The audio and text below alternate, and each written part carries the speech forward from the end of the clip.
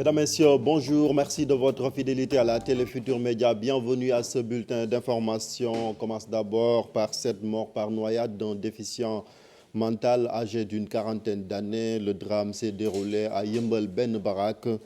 Il s'agit d'un homme qui s'est noyé dans un lac artificiel. Les recherches se poursuivaient hier, mais les sapeurs-pompiers n'ont pas encore retrouvé le corps. Nous y reviendrons dans notre édition de 8 heures avec le chef de quartier de cette localité de la banlieue dakaroise. À Ouakam, les jeunes ont encore remis ça. Ils ont manifesté hier, barré des routes, brûlé des pneus à l'occasion de leur manifestation consistant à réclamer des terres à Makiou Faye. La gendarmerie est intervenue pour arrêter la manifestation à Diatala. daw Ouakam yu ne woon dinañu wàccaat ci tali bi def nañ ko diggante benn waxtu ak ñaari waxtu wàcc nañu ci mbedd Ouakam yi daal di baare tali yëpp ak ay docc taal ay pneu daal di gàllankoor dem bi ak dikk bi takk der yi daal di teel wàcc ci tali Ouakam yi ak seeni pick-up ñu daal di séq gox gi yëpp tax ba ñenn ñi doon fippu dellu ginnaaw ci biir Ouakam ñi yor seeni xeer takk der yi ak seeni ngànnaay ñi di sànni ay xeer ñeneen ñi di sànni ay grenades lacrymogènes saxaar si daal di jolli. Nous voulons réunir la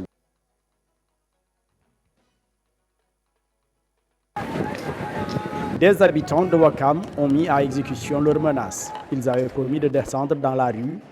Entre 13h et 14h, ils ont spontanément érigé des barricades sur les grandes artères très empruntées de Ouakam, brûlé des pneus, entravant la circulation. C'était sans compter sur la promptitude des forces de l'ordre qui sont vite intervenues. À bord de pick-up, des dizaines de gendarmes ont vite quadrillé le quartier de Ouakam, obligeant les manifestants à se retrancher dans les ruelles du village. Ensuite, manifestants armés de pierres et forces de l'ordre de grenades lacrymogènes se regardent en chien de faïence. Ils échangent sporadiquement des jets de pierre contre des grenades lacrymogènes, polluant l'air et indisposant les passants. Certains de ces derniers sont même obligés de descendre des taxis ou cars de transport pour faire tout le reste de leur trajet à pied à cause des barricades. Même les personnes âgées sont obligées de se plier à l'interdiction de circuler. La circulation a repris timidement vers 15h. Les éléments de la gendarmerie veillent toujours au grain à cause de la menace des manifestants qui n'excluent pas de revenir manifester leur courroux pour exiger la restitution de leurs terres. Politique, Khalifa Sall apporte son soutien à Aïda Mbodj, récemment destituée de son poste de présidente du conseil départemental de Bambey. Le maire de Dakar dénonce la procédure utilisée par les autorités, procédure qu'il juge illégale. Voici le maire de Dakar au micro de Aminata Mbaresso Mohamed Dien. Vous savez, la loi est la loi. La loi, quand on l'applique, il faut l'appliquer entièrement. Il est vrai que le cumul est interdit. Mais la procédure, la méthode utilisée a failli.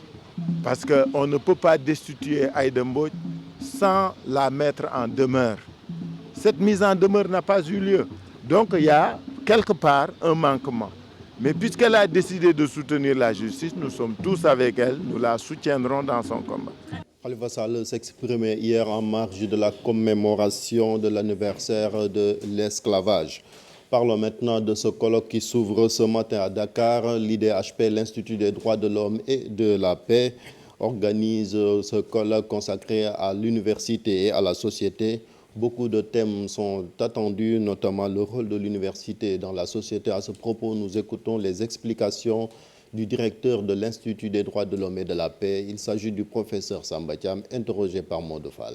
Nous voulons réunir la grande famille universitaire que les enseignants, les syndicats, les parents d'étudiants, la société civile, les entreprises, la société, disons, globale, de manière brève, qu'elle reparle de l'université, de la place de l'université en son sein. On en reparle parce que la société évolue, elle change.